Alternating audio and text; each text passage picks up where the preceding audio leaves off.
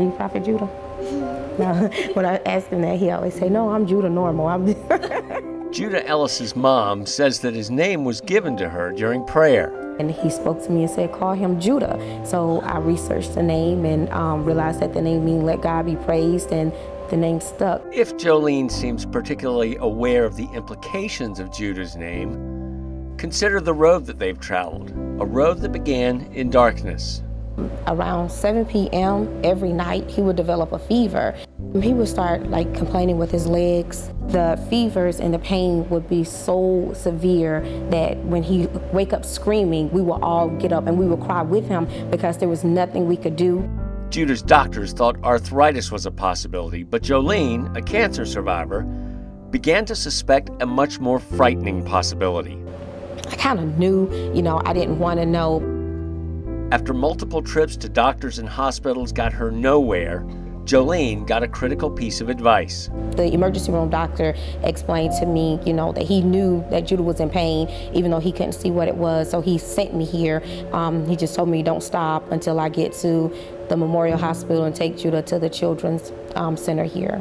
He had been referred in because of abnormal blood counts and just generally feeling poorly. At the Children's Hospital at Memorial, they met Dr. Martin Johnson, who knew what they were facing both medically and psychologically.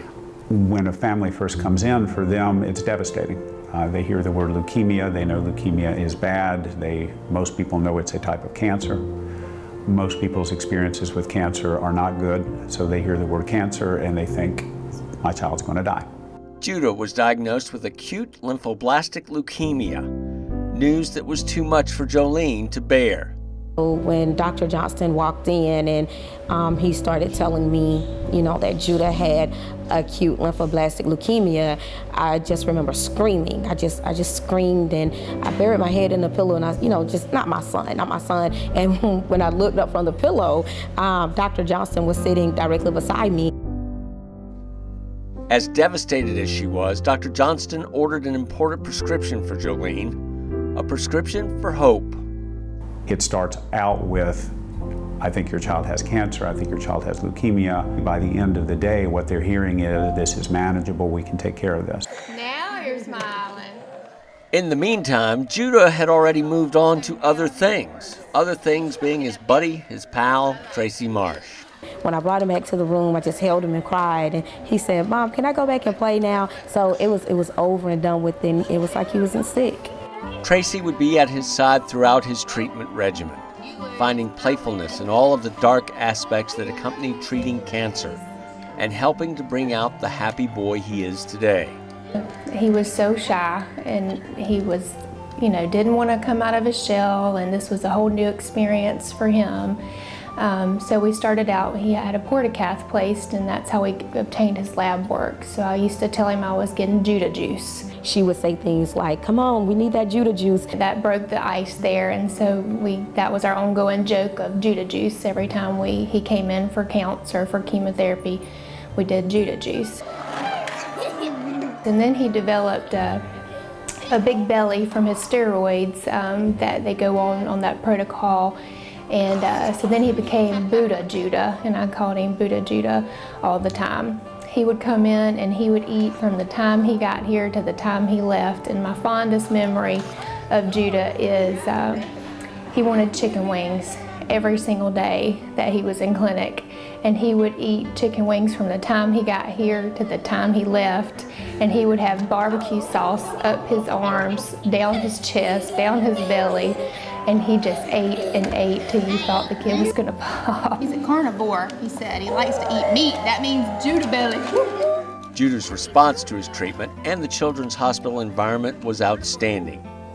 After a month of care, he was in remission, though his maintenance chemo will continue through next year, which gives him more time to frolic with his playmates. And I think they have this mental image that we just sit around the hospital patting the hands of little bald-headed children while they die. It's not like that at all. We cure over 80% of children with cancer today. The cure rate at the Children's Hospital at Memorial has everything to do with the resources they're able to bring to the fight with children's illnesses. Resources that are available only because of the contributions of people like you. We have pediatric surgeons, we have a pediatric neurosurgeon, we have radiation oncologists, and we can take care of 99+% of those 300 new patients that we see every year.